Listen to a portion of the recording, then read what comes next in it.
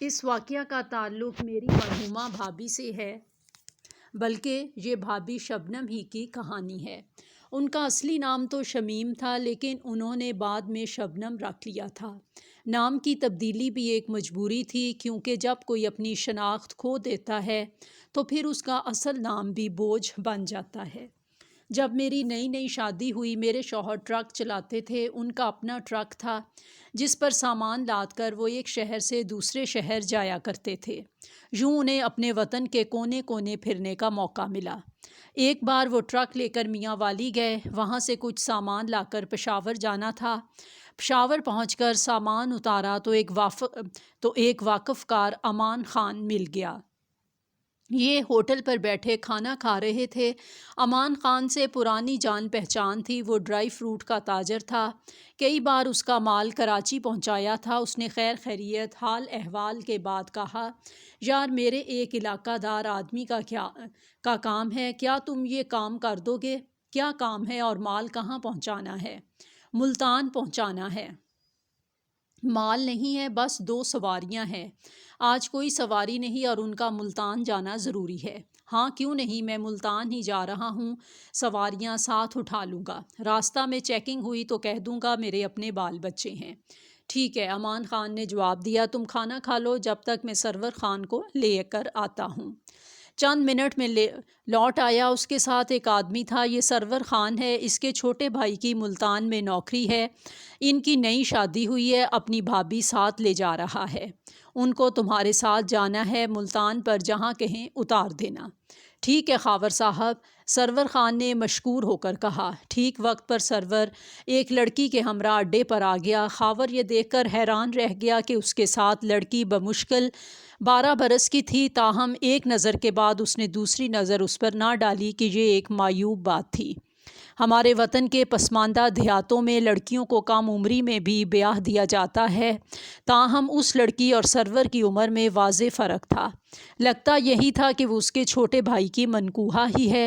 خاور کا اس معاملے سے کوئی تعلق نہ تھا۔ امان خان لین دین کا کھرا تجارتی بندہ تھا اور اس سے پرانا تعلق بھی اس کی تجارت کی بنیاد پر تھا۔ اعتبار کر کے میرے خاوند نے اس کی استدعا پر ان لوگوں کو ساتھ لے جانے کی حامی بھر لی تھی۔ لڑکی نے چادر سے خود کو اچھی طرح ڈھانپ رکھا تھا، صرف چہرے کا تھوڑا سا حصہ ظاہر تھا، جس کو دیکھ کر لگتا تھا کہ لڑکی نوعمر ہونے کے علاوہ خوبصورت ہے۔ اس ایک جھلک کے بعد خاور نے اس بچی کی دوسری جھلک نہیں دیکھی۔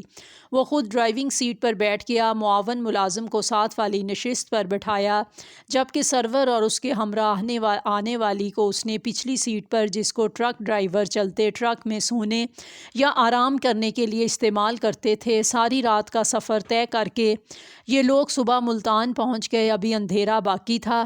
رات بھر ٹرک چلا کر خاور بہت تھک چکا تھا، وہ اب آرام کرنا چاہتا تھا۔ معاون ملازم نے کہا، اتار دو استاد جی، میں خود گھر چلا جاؤں گا۔ اب ان دونوں سواریوں کو بھی اتار کر خاور نے گھر آنا تھا۔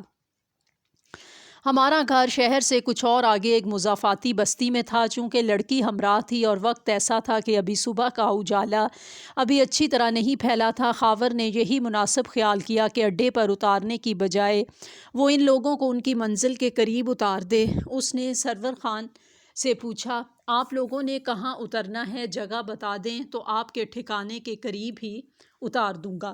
سرور نے بتایا کہ فلاں جگہ پہنچا دو، آگے ہم خود چلے جائیں گے۔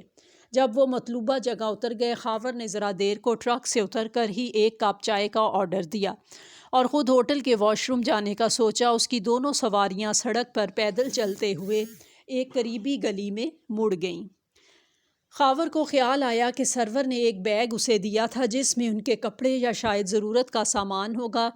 وہ بیگ تو انہوں نے طلب نہیں کیا۔ خاور چائے خانے سے دوڑ کر سڑک کی طرف گئے اور بیگ اٹھا کر دوڑ لگا دی، تاکہ اپنے سواریوں کو آواز دے کر روک سکیں کہ اپنا سامان تو لے لیں۔ جب خاور گلی کے سرے تک پہنچے، دیکھا کہ وہ گلی کے آخری کونے پر تھے اور وہاں ایک مکان پر دستک دے رہے تھے۔ ذرا دیر بعد دروازہ کھلا اور وہ اندر چلے گئے۔ خاور نے اطمینان کا سانس لیا کہ گھر دیکھ لیا ہے۔ وہ گلی پار کرنے کی بجائے ٹرک کی جانب لوٹ آئے اور چائے خانے کے واش روم میں چلے گئے۔ حاجت سے فارغ ہو کر منہ ہاتھ دھویا، اتنے میں چائے کی ٹرے ٹیبل پر موجود تھی اور ایک چھوٹا ان کا منتظر تھا۔ سوچا چائے پی کر بیگ پچھلی سیٹ سے اتار لوں گا اور پھر اس سامان کو سرور کے حوالے کرنے مذکورہ مکان پر چلا جاؤں گا۔ خاور نے چائے کے بعد آرام کیا اور پاؤں میں چپل پہنے سامان دینے چل دیے۔ قسمت خراب کے چپل میں سے کانچ پاؤں میں چبھ گیا اور خون بہنے لگا۔ جب دروازے پر دستک دی، درد سے جان نکلی جا رہی تھی۔ کچھ دیر تک بار بار دستک دینے کے بعد دروازے پر ایک نہایت حسین دوشیزہ آنکھیں ملتی ہوئی آئی اور دروازے کو ذرا سا کھول کر کے بولی، کون ہے، کیا نام ہے؟ سرور خان کا، یہ بیگ ہے، اس کو دے دے۔ نفرت سے وہ لڑکی اندر چلی گئی۔ پاؤں میں درد سے ٹیسیں اٹھ رہی تھیں، خون بہہ رہا تھا۔ وہ سرور خان کو آواز لگاتے ہوئے دروازے سے اندر چلے گئے۔ لڑکی تو کمرے میں جا کر غائب ہو گئی، لیکن ایک بوڑھی عورت صحن کے کونے میں بنے غسل خانے سے نکلی اور پوچھا، کیا بات ہے اور آپ کون ہیں؟ ایسے کیوں اندر آ گئے ہیں؟ خالہ جی، میں سرور کے پیچھے آیا ہوں، اس کا سامان میرے ٹرک پر رہ گیا تھا، یہ لیجئے۔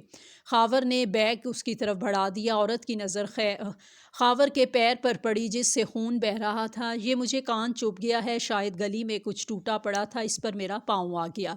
اچھا، عورت نے رکھائی سے کہا، ادھر چارپائی پر بیٹھ جاؤ، میں ٹھنڈا پانی لاتی ہوں، پاؤں پر ڈالو، خون صاف ہو جائے گا۔ ذرا دیر میں وہ سٹیل کا جگ بھر لائی۔ خاور نے پاؤں دھویا اور کانچ کا ٹکڑا کھینچ کر پیر سے الگ کر دیا۔ اب اور زیادہ خون بہہ نکلا۔ خالہ جی، کوئی کپڑا ہوگا پٹی باندھنے کو؟ ہاں ٹھہرو۔ وہ اندر گئی اور ایک صاف ستھری پٹی لے آئی۔ شیشی میں زخم کو دھونے کا جراثیم کش محلول بھی تھا۔